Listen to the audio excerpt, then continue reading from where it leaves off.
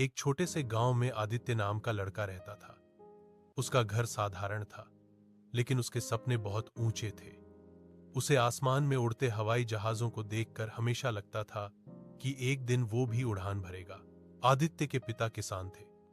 घर की आर्थिक हालत ठीक नहीं थी, पर उन्होंने बेटे के सपनों पर कभी रोक नहीं लगाई। आदित्य छोटी सी उम्र में ही जिम्मेदारियों को समझने लगा था। गांव के लोग अक्सर कहते, अरे बेटा, हमारे जैसे लोगों के बस की बात नहीं ये। पर आदित्य हर बार मुस्कुराकर जवाब देता, अगर ठान लो तो कुछ भी असंभव नहीं। दिन में वह खेतों में पिता की मदद करता और रात में लालटेन की रोशनी में पढ़ाई करता। थकान के बावजूद उसका हौसला कभी कम नहीं हुआ।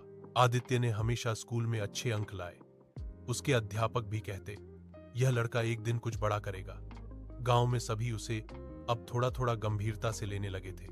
12वीं के बाद आदित्य ने शहर जाकर आगे की पढ़ाई करने का निर्णय लिया।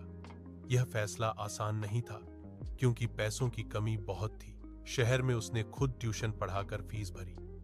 कई बार भूखा रहा, कई बार बिना नींद के पढ़ता रहा, पर हार नहीं मानी। उसकी मेहनत रंग लाई।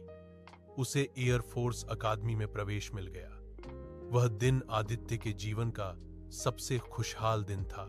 जब वह यूनिफॉर्म पहनकर गांव लौटा, तो वही लोग जो पहले हंसते थे अब गर्व से कहते थे, वो देखो, हमारा आदित्य पायलट बन गया। आदित्य ने आसमान की ओर देखकर कहा, मैंने नहीं, मेरे सपनों ने उड़ान भरी है। सीख, अगर हौसला सच्चा हो और मेहनत ईमानदार, तो सपने जरूर पूरे होते हैं। अगर आप अपने सपनों को सच करने के लिए दृढ़ हैं, तो रास्ते खुद बन जाएंगे। आदित्य घोषणा करते हैं। मंद पुस्तकालय के दीपक के नीचे आदित्य किताबों पर ध्यान देता है। उसके चेहरे पर थकान अंकित है, भूख उसे खा रही है। वह वायुसेना अकादमी के बारे में पढ़ता है। सपने की चिंगारी अभी भी उसके भीतर जल रही है। दृढ़ संकल्प उसकी निगाहों को मजबूत करता है, जो उड़ान के वादे और सितारों के बीच भविष्य से प्रेरित है।